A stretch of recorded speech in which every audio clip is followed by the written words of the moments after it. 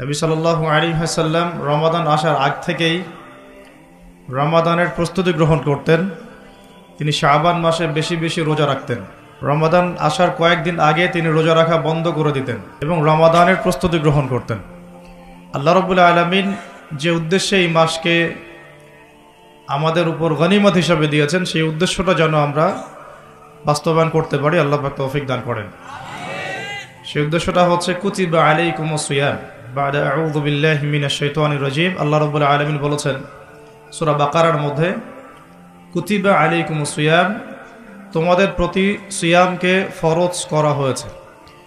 কুতিবা মানে অবধারিত করা হয়েছে, ম্যান্ডেটরি করা হয়েছে, অপশনাল না, ইচ্ছা হইল রাখবা ইচ্ছা হইল রাখবা না এমন নয়। সিয়ামকে ফরজ করা হয়েছে কামা কুতিবা আলাল্লাযীনা মিন ক্বাবলিকুম, ঠিক যেভাবে তোমাদের পূর্ববর্তী উম্মতের উপরেও সওমকে ফরজ করা হয়েছিল। জানলাম সওম আমাদের উপরে ফরজ, জানলাম এই ফরজ আল্লাহ করেছেন, জানলাম এটা আমাদের উম্মতের উপর নতুন ফরজ নয়। এরকম সওম আগের উম্মতের উপরেও কি ছিল। উদ্দেশ্য লাআল্লাকুম তাত্তাকুন, যাতে করে তোমরা তাকওয়া অবলম্বন করতে পারো। উদ্দেশ্য লাআল্লাকুম তাত্তাকুন, যাতে করে তোমরা তাকওয়া অর্জন করতে পারো। সওমের উদ্দেশ্য লোক দেখানো আমল নয়, সওমের উদ্দেশ্য না খেয়ে থাকা নয়, সওমের উদ্দেশ্য পানি না খেয়ে থাকা নয়, স্ত্রী সহবাস ছেড়ে দেয়া না। সওমের উদ্দেশ্য এই সবগুলো কাজের মধ্য দিয়ে আল্লাহ পাকের ভীতি তাকওয়া অর্জন করা। কেমন? গতকাল হয়তো অনেকে রোজা ছিলেন, বৃহস্পতিবার ছিল, হয়তো অনেকে কাজা সওমগুলো রাখছেন বা অনেকে শাবানের সওমও রাখছেন। রোজা রাখা অবস্থায় আমরা কি পানি খেয়েছি, খাবার খাই, স্ত্রী সহবাস করি? খাবার খাওয়া হালাল না হারাম? পানি পান করা হালাল না হারাম? স্ত্রী, বিয়ে করা স্ত্রী, তাকে স্পর্শ করা বা তার সাথে সময় কাটানো হালাল না হারাম? সওম রেখে আল্লাহ পাকের সন্তুষ্টির জন্য আমি সব হালাল ছেড়ে দিলাম। কি ছাড়লাম? খাবার হালাল ছেড়ে দিলাম, পানি হালাল ছেড়ে দিলাম এবং স্ত্রী হালাল ছেড়ে দিলাম। তো যে হালাল আমি আল্লাহ রাব্বুল আলামিনের সন্তুষ্টির জন্য ছেড়ে দিলাম, সেই সওম রেখে কি আমি আল্লাহর হারামে লিপ্ত হতে পারি? এবং যতক্ষণ আমরা সওমরত অবস্থায় থাকি, আমরা কি ইচ্ছা করলে খেতে পারি না, চুপ করে পানি পান করতে পারি না, এবং চুপ করে স্ত্রীর সাথে সহবাসও করতে পারি, কেউ দেখার নাই? দেখার আছে? কেন করি না? যে কারণে করি না ওই কারণটার নাম হলো তাকওয়া। বুঝাতে পারতেছি? যে কারণে করি নাই সেই কারণটার নাম কি? কেন করি নাই? কারণ আমি উপলব্ধি করেছি আমি খেতে পারবো না, আল্লাহ আমাকে দেখবেন। রোজা রাখা অবস্থায় আমি পানি পান করি নাই, কারণ আমার মধ্যে এই কনসিয়াসনেস ছিল যে আল্লাহ আমাকে দেখছেন। স্ত্রী সহবাস করতে পারতাম, করি নাই কেন? কারণ আমি উপলব্ধি করেছি বা আমার মনে এই কনসিয়াসনেস ছিল যে আল্লাহ আমাকে দেখছেন, আর কেউ না দেখুক আল্লাহ পাক দেখছেন। এই আল্লাহ কনসিয়াসনেস বা আল্লাহ সম্পর্কে সচেতনতা, এটার নাম হলো তাকওয়া। এই তাকওয়ার শিক্ষা দেওয়ার জন্য সওম আমাদের জীবনে প্রতি বছর ঘুরে ঘুরে আসছে রমাদান। এখন যে সওম রেখে আমরা আল্লাহ পাকের হালাল ছেড়ে দিলাম এই চিন্তা করে যে আল্লাহ আমাকে দেখছেন, আল্লাহ আমাকে শুনছেন, সেই সওম রেখে কেউ কি আল্লাহর হারামে লিপ্ত হতে পারবে? হলে কি রোজা এবং রমাদানের হক আদায় হবে? কথা কি বোঝা যাচ্ছে? তাহলে এই হাদিসটা একটু শুনি। নবী সাল্লাল্লাহু আলাইহি ওয়াসাল্লাম বলেছেন, সেই ব্যক্তির না খেয়ে থাকায় এবং সেই ব্যক্তির পানি পান না করায় আল্লাহ পাকের কিছুই আসা যায় না। যে ব্যক্তি রোজা রেখে মিথ্যা বলা ছাড়তে পারে নাই, অশ্লীলতা ছাড়তে পারে নাই, হারাম ছাড়তে পারে নাই, সেই ব্যক্তির না খেয়ে থাকায়, সেই ব্যক্তির পানি পান না করায়, সেই ব্যক্তি যে স্ত্রী সহবাস করলো না, এগুলোতে আল্লাহ পাকের কিছুই যায় আসে না।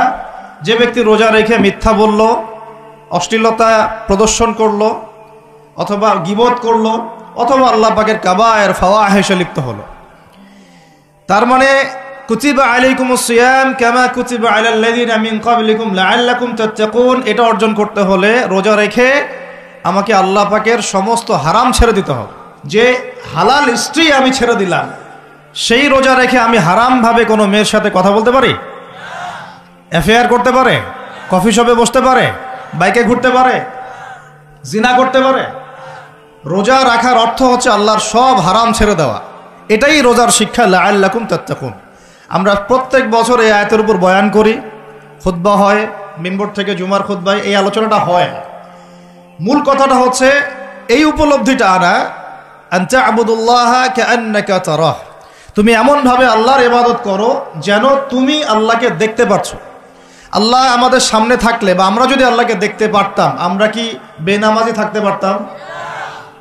আমরা কি সুদ খাইতে পারতাম? আমরা কি মেয়ের সাথে জেনা করতে পারতাম? সমকামিতার প্রমোশন দিতে পারতাম? ট্রান্সজেন্ডারের শরীফ শরীফা পাঠ্যপুস্তকে আনতে পারতাম? আমরা কি আল্লাহ পাককে যদি দেখতাম বেনামাজি থাকতে পারতাম? ঘুষখোর হইতে পারতাম? দুর্নীতিবাজ হইতে পারতাম? মানুষের হক নষ্ট করতে পারতাম? আল্লাহর নবীজি বলছেন, আনতা আবুদুল্লাহ কাআন্নাকা তারাহ, তুমি এমনভাবে আল্লাহর ইবাদত করো যেন তুমি আল্লাহকে দেখছো। সুবহানাল্লাহ। এই চেতনা আসলে মানুষ হারামে লিপ্ত হতে পারবে না। হলেও তওবা করে ফিরে আসবে। হলেও কি করবে? সাথে সাথে তওবা করে ফিরে আসবে। আর ওয়াইল্লাম তাকুন তারাহু, তুমি যদি আল্লাহকে দেখতে না পারো, ফাইন্নাহু ইয়ারাক, জেনে রাখবা আল্লাহ তোমাকে দেখছেন। ঠিক যে উপলব্ধিটা আমরা রোজা রেখে অর্জন করি। আমরা খাই না, আমরা পানি পান করি না, তৃষ্ণায় গলা ফেটে যাচ্ছে, প্রচন্ড রোদ, ক্ষুধায় পেট চোচো করতেছে, খাই? কেন খাই না? কারণ আমরা উপলব্ধি করি আল্লাহ পাক আমাদেরকে দেখছেন। কেউ না দেখুক আল্লাহ দেখবেন। গোসল করার সময় পানি খাইতে পারতেছি না। তো এই চেতনাটা শিক্ষা দেওয়ার জন্যে রমাদান প্রতি বছর ঘুরে ঘুরে আসে। আল্লাহ পাক বলছেন, কুতিবা আলাইকুমুস সিয়াম কামা কুতিবা আলাল্লাযীনা মিন ক্বাবলিকুম। এটা তোমাদের উপরে এখন ফরজ করা হয় নাই, তোমাদের আগের উম্মতের উপরেও ফরজ করা হয়েছিল, লাআল্লাকুম তাত্তাকুন, যাতে করে তোমরা তাকওয়া অবলম্বন করতে পারো। আর তাকওয়া সম্পর্কে নবীজি আরো একটা হাদিসে বলেছেন, আর তাকওয়া হাহুনা। তাকওয়া হাহুনা বলতে তিনি বুকের দিকে ইশারা করছেন, মানে তাকওয়া আপনার লেবাস পোশাকে না। আমি পাগড়ি জুব্বা পরে বসে আছি মানে এই না যে আমি আপনার চেয়ে বেশি মুত্তাকি, যদিও এটা তাকওয়ার পোশাক। মুত্তাকি মানুষটা ঢিলাঢালা পোশাক পরবেন, নবীর সুন্নত অনুসরণ করবেন, এটা একটা বৈশিষ্ট্য। কিন্তু এমন হতে পারে আমার চেয়ে আপনার তাকওয়া বেশি, হতে পারে কিনা? আর তাকওয়া হাহুনা, তাকওয়া কলিজার ভিতরে, কলমের ভিতরে। ওই আলহাজ টাইটেল লাগালেই যেমন জান্নাতে যাওয়া যাবে না, শুধু আলহাজ টাইটেল লাগালে কি জান্নাতে যাওয়া যাবে? আল্লাহ রাব্বুল আলামিন মানদণ্ড দিয়ে দিয়েছেন। মানদণ্ড, কে ভালো আল্লাহর কাছে, কে সম্মানিত, এটার মানদণ্ড আল্লাহ দিয়ে দিয়েছেন। ইন্না আকরামাকুম ইনদাল্লাহি আতকাকুম। তোমরা যত মানুষ পৃথিবীতে আছো, তোমাদের মধ্যে আল্লাহর কাছে সবচেয়ে মকবুল, সম্মানিত, মর্যাদাবান মানুষ তারাই যারা এই তাকওয়ার পরীক্ষায় পাশ করেছে। এই তাকওয়ার শিক্ষাটা দেওয়ার জন্য রমাদান আসে। শিক্ষা নাম্বার 1, রোজা রাখবো রাখার মতো। রোজা রাখবো কি? যাতে তাকওয়া অর্জন করা যায়। রোজা রেখে আমি যেমন হালাল ছেড়ে দিয়েছি, রোজা রেখে আমাকে আমার সমস্ত হারাম ছাড়তে হবে। আর এই হারাম শুধু 1 মাস ছেড়ে দিব এমন না। ঈদের চাঁদ উঠে যাবে, শয়তান ছাড়া পাবে, আমরা আবার শয়তানের সাথে আতাত করে চলা শুরু করব, এটা রমাদানের শিক্ষা না। ওই শিক্ষাটাকে সারা বছর ধরে রাখতে হবে, এটা হলো রমাদানের শিক্ষা। আপনারা খেয়াল করে দেখবেন, রমাদান মাসে অনেকে পরহেজগার হয়ে যায়, ঈদের চাঁদ ওঠার সাথে সাথেই আমরা আবার শয়তানের দাসত্ব শুরু করি। ঈদের দিন চাঁদ রাত বলি আমরা একটা কথা বলি না, ওই রাত্রেই প্রমাণ হয় যে শয়তান ছাড়া পাইছে।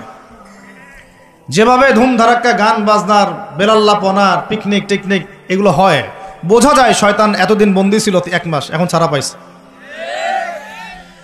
তো 1 নাম্বার নসিহত, রোজা রাখতে হবে রাখার মতো, যে রোজা আমাকে তাকওয়ার শিক্ষা দিবে। আল্লাহ পাক আমাদেরকে এইভাবে রোজা রাখার তৌফিক দান করে।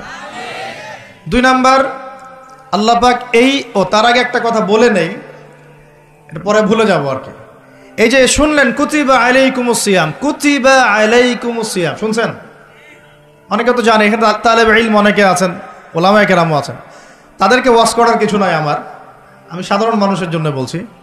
কুতিবা আলাইকুমুস সিয়ামের আগেও 2টা কথা আছে এই কিতাবে। সূরা বাকারার আয়াত বলছি, সূরা বাকারার মধ্যে কুতিবা আলাইকুমুস সিয়ামের আগেও কুতিবা আলাইকুম দিয়ে আরো দুইটা কথা আছে, ঠিক আছে? এটা তো বুঝলেন কুতিবা আলাইকুমুস সিয়াম, সিয়াম ফরজ করা হয়েছে। ঠিক একটু আগে যাবেন, 2-1 পৃষ্ঠা আগে গিয়ে দেখবেন আল্লাহ পাক আয়াত নাজিল করেছেন কুতিবা আলাইকুমুল কিসাস, তোমাদের উপরে কিসাসকেও ফরজ করা হয়েছে। কি ফরজ করা হয়েছে?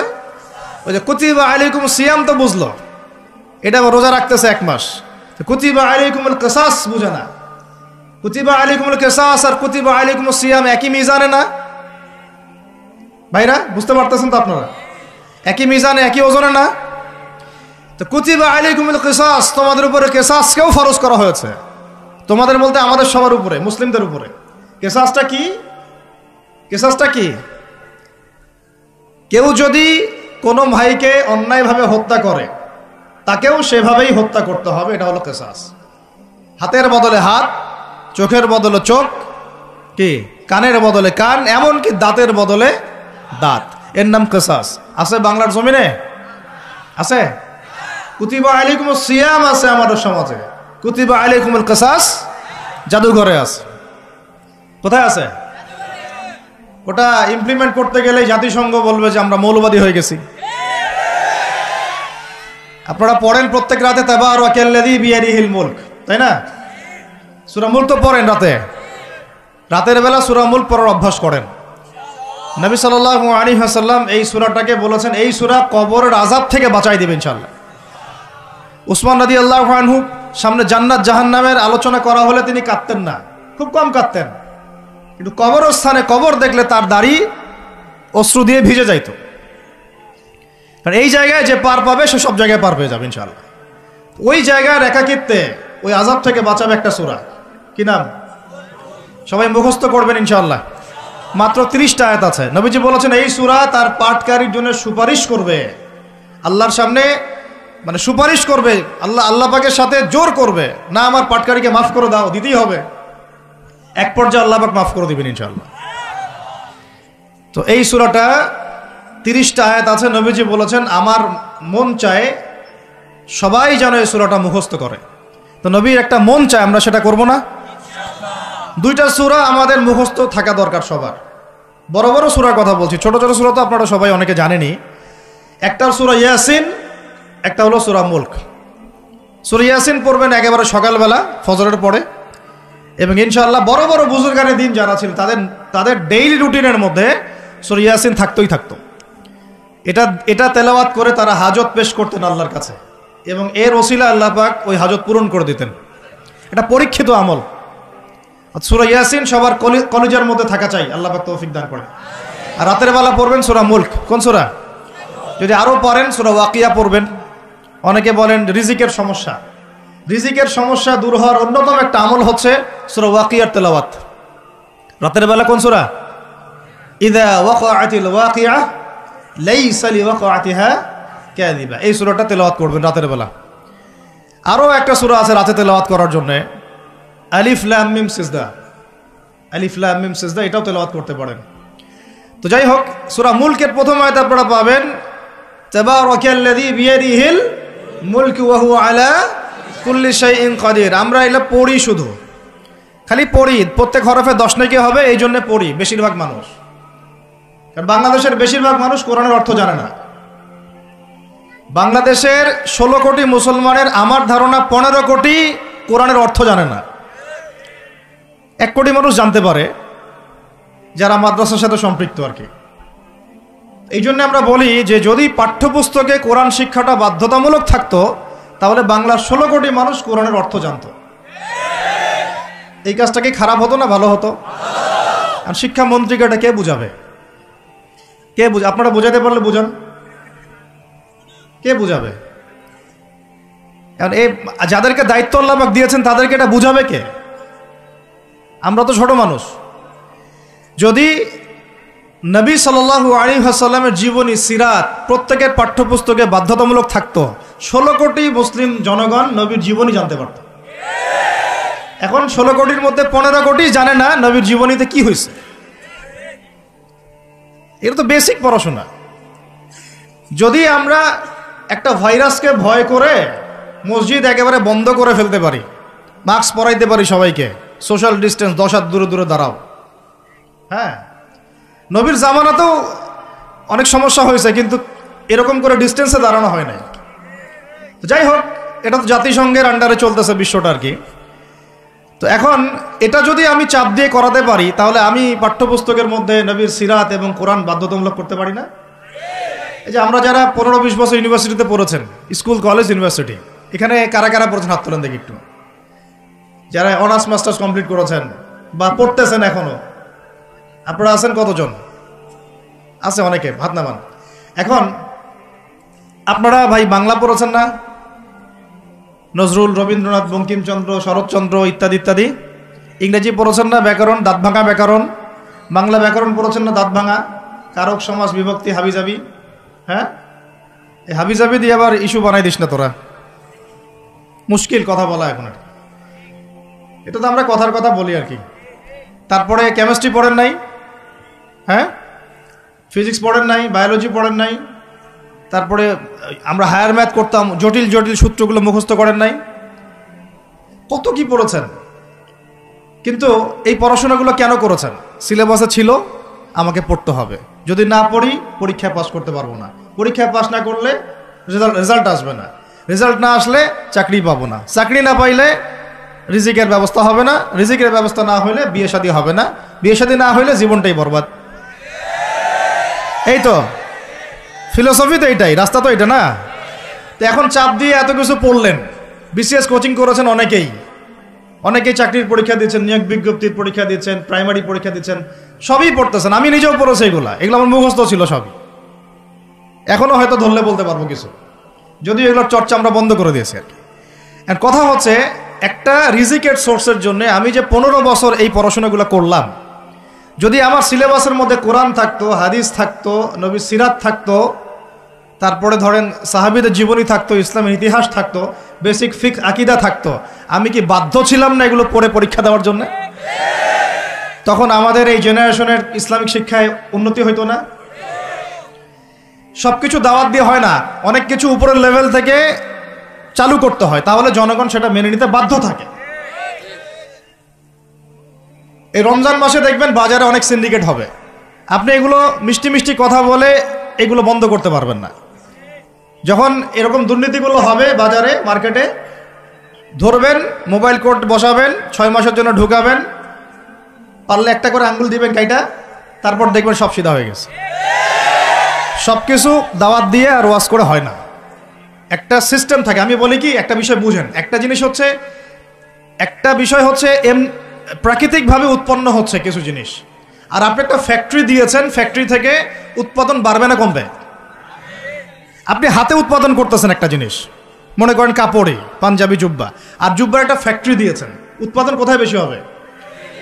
রাষ্ট্র হচ্ছে সেই ফ্যাক্টরি যেটা সব দিক থেকে উৎপাদন বাড়াতে পারে। আমরা দাওয়াত দিচ্ছি এখন ইন্ডিভিজুয়ালি, ব্যক্তিগতভাবে একে একে মানুষ চেঞ্জ করার দাওয়াত দিচ্ছি আমরা। বুঝাতে পারতেছি পার্থক্যটা? যে আয়াত থেকে এইদিকে চলে আসছি, তাবারাকাল্লাযী বিয়াদিহিল মুলক, তাবারাকাল্লাযী বরকতময় সেই সত্তা, মহা পবিত্র মহা বরকতময় সেই সত্তা। কোন সত্তা? বিয়াদিহিল মুলক, যার হাতে আছে সার্বভৌমত্ব। মুলক মানে কি? রাজত্ব, ক্ষমতা বা সার্বভৌমত্ব। রাজত্ব, ক্ষমতা বা সার্বভৌমত্ব, 3টা শব্দ বললাম, ডিকশনারিতে চেক করে দেখেন মূল শব্দের অর্থ কি। আবার বলতেছে তাবারাকাল্লাযী, বরকতময় সেই সত্তা, মানে কে? মহাবিশ্বের একমাত্র স্রষ্টা আল্লাহ রাব্বুল আলামিন, তিনি বরকতময়। বিয়াদিহিল মুলক, যার হাতে কি আছে? রাজত্ব অথবা ক্ষমতা অথবা সার্বভৌমত্ব, বা ইংরেজি দিয়ে বললে আমরা বলি সভরেন্টি। কি বলি? সভরেন্টি। ওয়া হুয়া আলা কুল্লি শাইইন কাদির, এবং আল্লাহ পাক সমস্ত বিষয়ের উপরে কি? কর্তৃত্বশীল, ক্ষমতাবান। এখন এই আয়াতটা মহাবিশ্বের সব গ্রহে প্রযোজ্য হচ্ছে, বাংলাদেশে আর বিশ্বে প্রযোজ্য হচ্ছে না। বুঝাচ্ছি কিভাবে? বলবেন যে এটা আবার কেমন কথা বলবেন, শুনেন বুঝাচ্ছি। মহাবিশ্বে 7 আসমান আছে না? এটা তো জানেন, 7টা আসমান আছে। তারপরে প্রত্যেক আসমানে অসংখ্য গ্রহ নক্ষত্র আছে, গ্যালাক্সি আছে, ছায়াপথ আছে, তারপরে একটা গ্যালাক্সির মধ্যে অনেকগুলো সৌরজগৎ আছে। ওই একটা গ্যালাক্সির অসংখ্য সৌরজগতের কোনো একটা সৌরজগতের বাসিন্দা হচ্ছে আমরা। ওই সৌরজগতের মধ্যে এই যে আমাদের 10-12টা গ্রহ আছে, সেই গ্রহের কোনো একটা গ্রহের কোনো একটা দেশের কোনো একটা কি জেলার কোনো একটা শহরের কোনো একটা মাঠে বসে আপনি এখন এই বয়ান শুনতেছেন। কথা বুঝতে পারতেছেন? আর পুরো মহাবিশ্ব 7 আসমানে নবী সাল্লাল্লাহু আলাইহি ওয়াসাল্লাম বলছেন, মেরাজের রাতে আমি দেখেছি একটা বিঘত, এতটুকু বিঘত মানে 1 টক্কর জায়গা ফাঁকা নাই যেখানে আল্লাহর কোনো ফেরেশতা দাঁড়িয়ে বসে বা সেজদারত অবস্থায় আল্লাহর ইবাদত করতেছে না। তাহলে পুরো মহাবিশ্বে কার রাজত্ব চলতেছে? এখন এই পৃথিবীর দিকে তাকান, আমরা বললাম তাবারাকাল্লাযী বিয়াদিহিল মুলক, আল্লাহর হচ্ছে সার্বভৌমত্ব ক্ষমতা কার? আল্লাহর। কিন্তু এখন জমিনের দিকে আপনি তাকান, এই বিশ্বের সার্বভৌমত্ব চলতেছে জাতিসংঘের। কার? এই বিশ্বের রাজনৈতিক মোড়ল জাতিসংঘ। আপনি ইসলামিক বিধানের কথা যতই বলেন তারা মানবে না, মানবে না, সোজা কথা। আপনি যদি বলেন কোরআন এবং হাদিস এবং সর্বশেষ নবী মুহাম্মদ সাল্লাল্লাহু আলাইহি ওয়াসাল্লাম আমাদেরকে এইগুলো দিয়ে গেছেন, আল্লাহ পাক এইগুলো নাজিল করছেন, আসেন এগুলোর আলোকে বিশ্ব করি, ওরা মানবে না। বরং ওরা আপনার উপর যুদ্ধ ঘোষণা করবে। কি করবে? এ হচ্ছে এই বিশ্বের সবচেয়ে বড় তাগুত, সবচেয়ে বড় কাফের, সবচেয়ে বড় মুশরিক, সবচেয়ে বড় মুনাফিক। ও যদি বলে যে কোরআন বাদ দিতে হবে, আমার মাথায় যে বুঝ আসে ওই বুঝ অনুযায়ী চলবো, তাহলে সারা বিশ্ব বলবে হ্যাঁ এটাই ঠিক। নাউজুবিল্লাহ। অর্থনৈতিক মোড়ল সে যদি বলে আল্লাহ বা কোরআনে সুদ হারাম করছেন তো কি হয়েছে, আমাদের ব্যাংকিং সিস্টেম চলবে সুদের উপর, সারা বিশ্ব বলবে এই যে সামি'না ওয়া আতা'না, ইয়েস স্যার, শুনলাম মানলাম। কথা বুঝেন না আমার? ও সারা বিশ্বকে যদি বলে ওদের ব্যাংকিং সিস্টেম, যে প্রত্যেকটা ব্যাংকিং সিস্টেম চলবে সুদ ভিত্তিক, আল্লাহ কোরআনে হারাম করুক আর হালাল করুক দেখার দরকারই নেই আমাদের। নাউজুবিল্লাহ। মানলে ইচ্ছা হলে মারেন, না ইচ্ছা হলে আমরা বোম মেরে উড়াই দেব।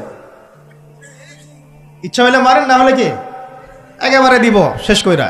শেষ করার জন্য অনেক অস্ত্র আছে ওদের। যারা পলিটিক্যাল অ্যাফেয়ার্স ঘাটাঘাটি করেন তারা জানেন এদের 72টার মতো অস্ত্র আছে। ইকোনমিক স্যাংশন একটা অস্ত্র, চাপ প্রয়োগ করা একটা অস্ত্র, বিল পাস করা একটা অস্ত্র, নেগোশিয়েট করা একটা অস্ত্র, অন্যকে দিয়ে চাপ দেওয়া হবে একটা অস্ত্র। এগুলো অস্ত্র করতে করতে সর্বশেষ অস্ত্র হচ্ছে একেবারে ওই আফগানিস্তান বানায় ছেড়ে দিবে, একেবারে ওই ইরাক বানায় ছেড়ে দিবে, একেবারে ওই সিরিয়া বানায় ছেড়ে দিবে, একেবারে ইয়েমেন বানায় ছেড়ে দিবে। ওটা সবচেয়ে বড় অস্ত্র। এই জন্যে আন্ডারে যারা আছে এরা সবাই স্যালুট মারে, ঠিক আছে আপনি যা বলবেন তাই। তো এই কারণে সারা বিশ্ব অর্থনৈতিক ক্ষেত্রে ও হচ্ছে এখন সুদভিত্তিক অর্থনৈতিক সিস্টেমের মোড়ল। যেই সুদ সম্পর্কে আল্লাহ পাক কোরআনে বলেছেন যদি সুদ না ছাড়ো তাহলে আল্লাহ এবং তার রাসূলের সাথে যুদ্ধের ঘোষণা শুনে রাখো। কথা বুঝে যাচ্ছে না মনে হয়? আল্লাহ পাক কোরআনে বলছেন সুদ যদি না ছাড়ো, সুদ যদি তোমরা মুসলমানরা মুমিনরা না ছাড়ো তাহলে আল্লাহর সাথে এবং রাসূলের সাথে যুদ্ধের ঘোষণা শুনে রাখো। সূরা বাকারা পড়েন, সূরা বাকারা পড়েন। আল্লাহ পাক বলছেন ইয়া আইয়ুহাল্লাযীনা আমানু ইত্তাকুল্লাহ ওয়া যারু মা বাকিয়া মিনার রিবা ইন কুনতুম মুমিনিন ফাইন লাম তাফআলু ফাআযানু বিহারবিন মিনাল্লাহি ওয়া রাসূলিহি। তাহলে আল্লাহ পাক এখানে বলছেন হারাম, যদি খাও তাহলে আল্লাহর সাথে যুদ্ধ করতেছো, নবীর সাথে যুদ্ধ করতেছো। ওরা বইলে দিল এটা ফরজ। কি কি এটা? তুই মানলে মান, না মানলে যা, তোর ব্যাপারে ব্যবস্থা আমরা পরে নিব। তাহলে আমরা এই পুরো বিশ্বে এখন কার সার্বভৌমত্ব চলতেছে? কোরআনে? জি না, কোরআন ওই তেলাওয়াত করার জন্য রেখে দেওয়া হয়েছে। কিসের জন্য? ঘরের কোনায় তেলাওয়াত করেন আপনি কোরআন, কোনো সমস্যা নাই। এই রমজানে প্রত্যেকদিন 1 খতম দিবেন, 30 দিন 30 খতম দেন, ওদের কিচ্ছু যায় আসে না। কথা বুঝাতে পারতেছি না মনে হয়? আপনি ব্যক্তিগত জীবনে কোরআন 30 দিন 30 খতম দেন, কিচ্ছু যায় আসে না এদের। কিন্তু কোরআনের এই যে মৌলিক বিধানগুলা, এগুলো আপনি বিশ্বে বাস্তবায়ন করতে পারবেন না এখন। কারণ সার্বভৌমত্ব এখন আমরা আল্লাহর হাত থেকে কেড়ে নেওয়ার চেষ্টা করে তাগুতের হাতে দিয়ে দিয়েছি। নাউজুবিল্লাহ। এই কারণে বিশ্বের উপরে গজব ঘুরতেছে। যে কোনো সময় আসবে ইনশাআল্লাহ, যে কোনো সময় আসবে, এটা আমরা নিশ্চিত। আল্লাহ রাব্বুল আলামিনের গজব আসবেই আসবে। আল্লাহ পাক বলছেন কেউ যদি সমকামিতা করে, কি করে? তার নবীর জবানে আল্লাহ জানাচ্ছেন ফাকতুলুল ফাইলা ওয়াল মাফউলা বিহি, তাহলে যে করবে আর যে সায় দিবে দুইটাকে হত্যা করবা। দুইটাকে কি করবা? অন্য হাদিসে বলছেন উরজুমুল আলা ওয়াল আসফালা মিনহুমা, উপরে যে আছে আর নিচে যে আছে দুইটাকে থাতলা করে দিবা পাথর নিক্ষেপ করে। কে বলছে এটা? আল্লাহ এবং তার রাসূল। এখন আপনি এটা পুরো বিশ্ব মোড়লদেরকে বোঝাতে পারবেন না। ওরা বলবে এটা বাক স্বাধীনতা, সরি ব্যক্তি স্বাধীনতা। এটা কি? ব্যক্তি চাইলে মেয়েকেও ভালোবাসতে পারে, ব্যক্তি চাইলে ছেলেকেও ভালোবাসতে পারে, নাউজুবিল্লাহ। ব্যক্তি চাইলে মেয়ের সাথেও বিয়ে করতে পারে, ব্যক্তি চাইলে ছেলের সাথেও বিয়ে করতে পারে। এটা নিয়ে মৌলবাদীদের এত মাথা ব্যথা কেন? ওদের ভাষাটা এরকম। এটা নিয়ে মৌলবাদী তোমাদের ধর্মান্ধ তোমাদের এত মাথা ব্যথা কেন? তো এই হলো কোরআন হাদিস, আর এই হচ্ছে বিশ্ব। তাহলে বিশ্বে কি বিয়াদিহিল মুলক ওইটা চলতেছে? বুঝাতে পারি না, কথা বলে বুঝাতে পারতেছি না। মাথার উপর দিয়ে যাচ্ছে নাকি? ইয়াংরা তো বুঝো নাকি? আচ্ছা, আরো আছে। আল্লাহ রাব্বুল আলামিন এইখানে বলেছেন চুরি করলে হাত কেটে দিবা। কি করবা? ওই যে কিতাব আপনি 10 নেকির জন্য তেলাওয়াত করেন, প্রত্যেক হরফে কত নেকি হবে? 10 নেকি হবে। তেলাওয়াত করি, মাশাআল্লাহ, 100 খতম দেন সারা জীবনে, কোনো সমস্যা নেই। তো ওই কিতাবের মধ্যেই সূরা মাইদা আল্লাহ বলেছেন যে চুরি করলে চোরের কি করবা। তো এটা আপনি ওদেরকে বুঝাতে পারবেন না, এখন বুঝাতে পারবেন না। ওইটা তেলাওয়াত পর্যন্তই, ফুল স্টপ। তারপরে এই যে আমরা ভ্যালেন্টাইন্স ডে, অমুক ডে, তমুক ডে, এগুলোকে যে প্রমোট করতেছি আর কি, জেনা বেড়ে গেছে, ব্যভিচার বেড়ে গেছে স্কুলে, কলেজে, বিশ্ববিদ্যালয়ে, এমনকি এখন সমকামিতা, পর্নোগ্রাফি, ট্রান্সজেন্ডার, কি হচ্ছে না? এমনি নর্মালি যদি কেউ জেনা করে, সূরা নূর অনুযায়ী আল্লাহ রাব্বুল আলামিন বলছেন যে সূরা নূরের 2 এবং 3 নম্বর আয়াতে 100টা বেত্রাঘাত করবা জনসমক্ষে। কয়টা বেত্রাঘাত? বাংলাদেশের বহু ছেলে মেয়ে এখন 100 বেত্রাঘাত পর শাস্তি মাথায় নিয়ে ঘুরতেছো তোমরা, নাউজুবিল্লাহ। যার শুরুটা হয় ওই টেক্সটের মাধ্যমে, তারপরে দেখা সাক্ষাৎ, তারপরে এইটা, তারপরে ওইটা। ঢাকা শহরে এর পরিসংখ্যান বেশি না কম? কত বেশি? কতগুলো ছেলে পাওয়া যাবে যারা এই পাপে লিপ্ত হয় নাই? কতগুলো মেয়ে পাওয়া যাবে যারা এই পাপে লিপ্ত হয় নাই? কতগুলো আপনি দেবর পাবেন যারা জেনা করে নাই? কতগুলা ভাবি পাবেন জেনা করে নাই? কতগুলা দুলাভাই পাবেন শালীর সাথে জেনা করে নাই? কতগুলা ছেলে পাবেন বিবাহিত ছেলে যারা বাইরে পরকিয়া করে নাই? শুধু আল্লাহ পাকই জানেন ভালো এই জাহিলিয়াতের মধ্যে কত % মানুষ পবিত্র থাকতে পারছে। শুধু আল্লাহ ভালো জানেন, আর কেউ জানে না। আমি বেশি বলতেও চাচ্ছি না, কারণ আমরা সবাই এই শহরেই থাকি। আর ঢাকাতে যারা থাকে তারা মোটামুটিভাবে একটা কেয়ামতের শহরেই থাকে, কারণ এখানে এমন কোনো পাপ নাই যেটা হচ্ছে না, এমন কোনো পাপ নাই। একেবারে প্রতারণা দিয়ে ভর্তি, উপর থেকে নিচ পর্যন্ত। এই শহরে প্রথম যে জিনিসটা উঠে গেছে এটা হচ্ছে বিশ্বাস। কি উঠে গেছে? দ্বিতীয় উঠে গেছে আমানতদারিতা। বিশ্বাস উঠে গেছে, এখানে নাই আমানতদারিতা, নাই। কে কার উপর দিয়ে টক্কর দিতে পারে, এটা হচ্ছে আমাদের এজেন্ডা আর কি। একটা রাস্তার যে ভিক্ষুক, এরও মাথায় যে এত শয়তানি বুদ্ধি, আর অন্য সেক্টর না হয় নাই বললাম। আপনার কাছে টাকা যাচ্ছে গাড়ির গ্লাসে নক করে, ও কিন্তু পাটা ভালোই আছে, ও ল্যাংড়ানোর অভিনয় করতেছে। কত বুদ্ধি! কেউ আবার ইচ্ছা করে একটা আঙ্গুল বা হাত কাটে নিয়েছে, ইচ্ছা করে কাটছে, সারা জীবন কোনো কাজ করা লাগবে না, এটা করেই খাবে। কেউ আবার ইচ্ছা করে হিজড়া হচ্ছে এই শহরে, এটা সারা জীবন কাজ করা লাগবে না, এমনিই খাবে। কত বুদ্ধি মানুষের মাথায়, চিন্তা করছেন?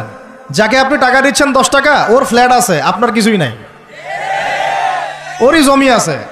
হিজড়ার সর্দার BMW চালায়, আর আপনি কোনো রকম একটা এক্সকরোলা ম্যানেজ করতে পারেননি এখন পর্যন্ত।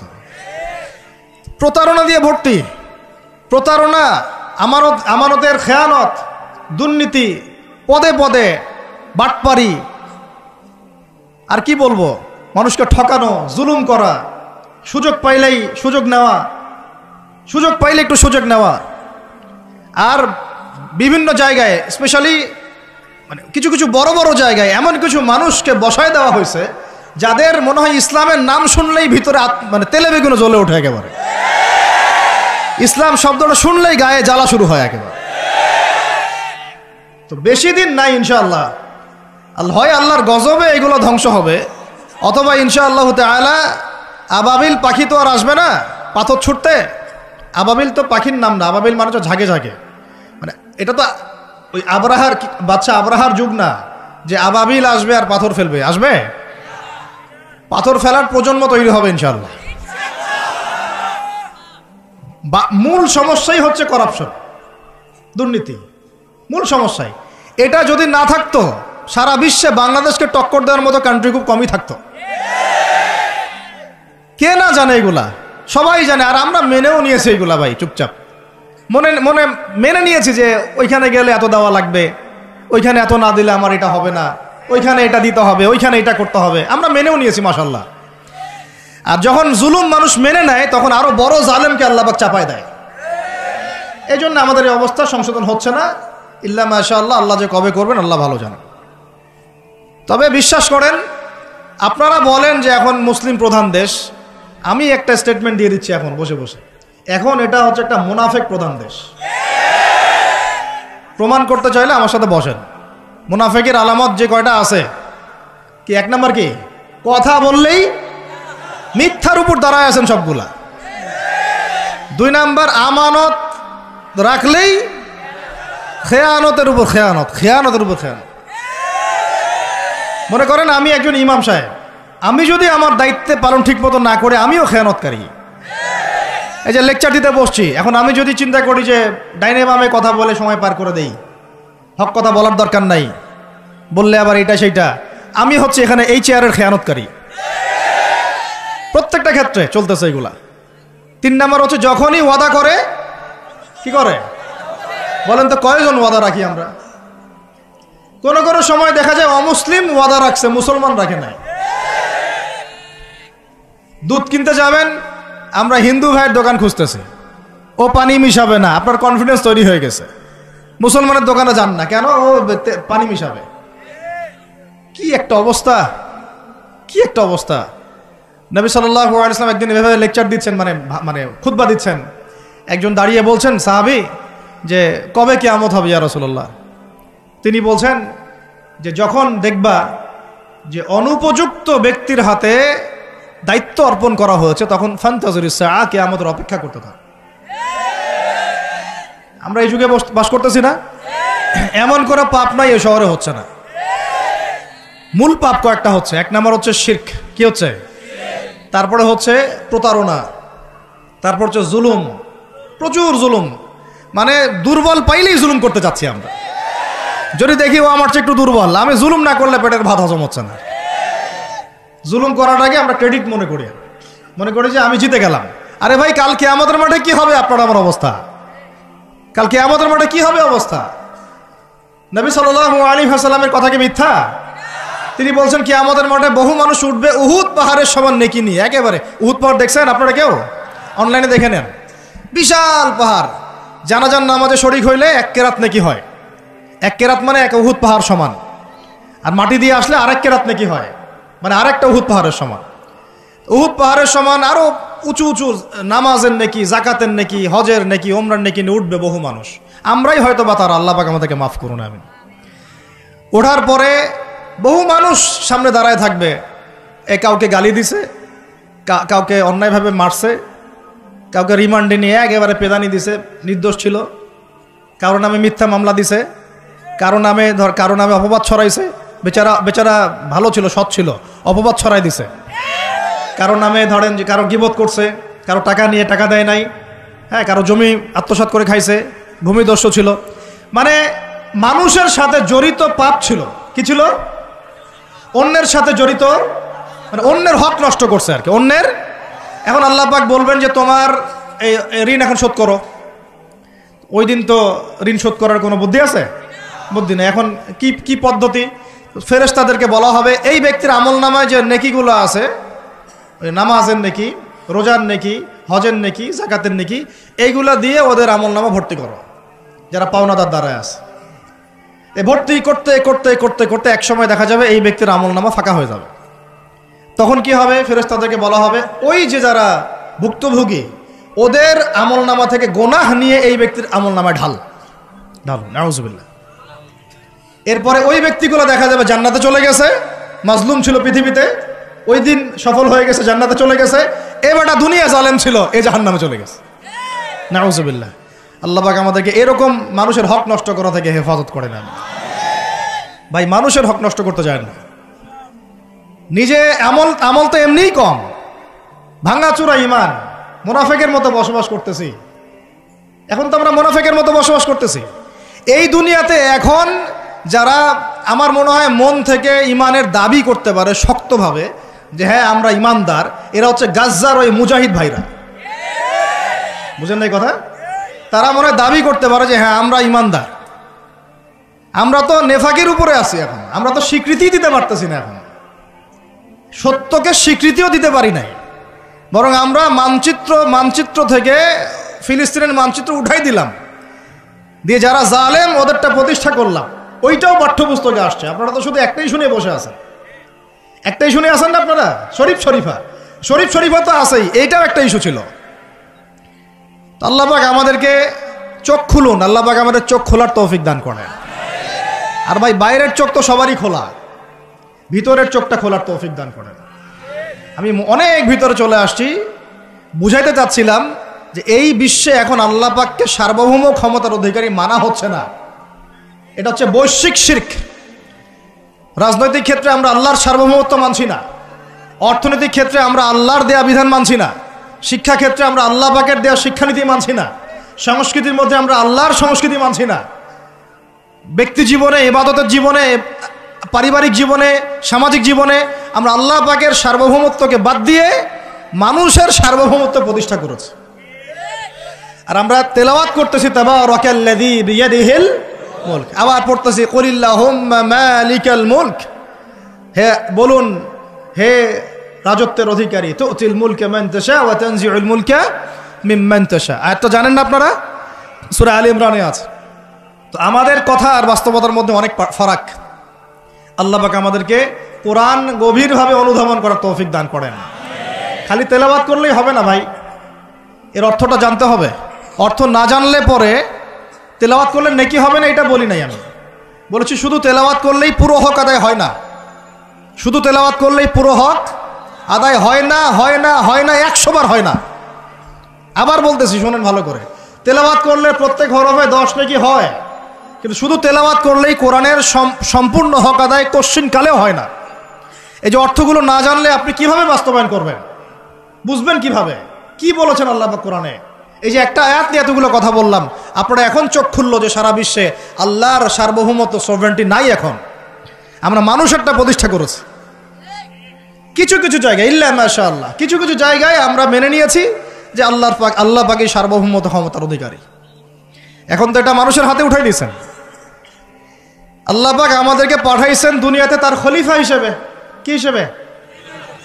তো আল্লাহর খলিফার কাজ কি? শয়তানের দাসত্ব করবে না আল্লাহর? বলেন, আল্লাহর খলিফার বৈশিষ্ট্য কি, ফাংশন কি? সে কি শয়তানের দাসত্ব করবে না আল্লাহর? সে কি আল্লাহর বিধান মানবে না শয়তানের? সে কি আল্লাহর সার্বভৌমত্ব মানবে না শয়তানের? তাহলে আমরা আল্লাহ পাকের কয়টা বিধান বাস্তবায়ন করতে পারছি? একজন আমাকে খুব কড়া ভাষায় বলছিলেন একদিন যে আপনি প্রথম ব্যক্তি মনে হয় বলেছেন যে ঢাকা হচ্ছে দ্য সিটি অফ আখিরুজ্জামান। আপনি চোখে দেখেন না ঢাকা শহরে এত এত মসজিদ আছে? বললাম যে এইটা আপনার চেয়ে আগে আমি দেখছি ঢাকা শহরে এতগুলো মসজিদ আছে। আমার কাছে হিসেব করা আছে কয়টা মসজিদ ঢাকায় আছে। তাহলে আপনি বললেন যে এটা সিটি অফ আখিরুজ্জামান। বললাম ঢাকা শহরে এতগুলো যে মসজিদ আছে কত বছর থেকে আছে? বলছে 50, 60, 70 বছর থেকে। তো বললো 70 বছরে কোরআনের আপনি একটা বিধান বাস্তবায়ন করতে পারছেন ঢাকায়? বলেন, পারছেন? ঢাকা শহরে কি চোরের হাত কাটা হয়? ঢাকা শহরে কি ওই যে জেনার শাস্তি দেওয়া হয়? মদ পান করলে 40 লাঠি দেওয়া হয়? ব্যভিচার করলে রজম দেয়া হয়? সমকামিতা করলে রজম দেয়া হয়? ধর্ষণ করলে প্রকাশ্যে মৃত্যুদণ্ড দেয়া হয়? মসজিদ দিয়ে কি করবেন আপনি? বলেন, এতগুলো মসজিদ দিয়ে কি করবেন? মসজিদে আমরা নামাজ পড়ি, ব্যক্তিগত ইবাদত। আর মানুষের বাঙালিকে কারা জানি বুঝাইছে সারা জীবন যত ইচ্ছা পাপ কর, শেষ জীবন একটা মসজিদ বানায় যাইস বা মসজিদের সভাপতি হয়ে থাকিস। ঠিক আছে, যত ইচ্ছা কর, যা ইচ্ছা কর, সুদ খা, ঘুষ খা, সব কর, শেষে একটা মসজিদ বানাই দিস। কারণ হাদিসটা হচ্ছে মান বানা লিল্লাহি মাসাজিদান বানাল্লাহু বাইত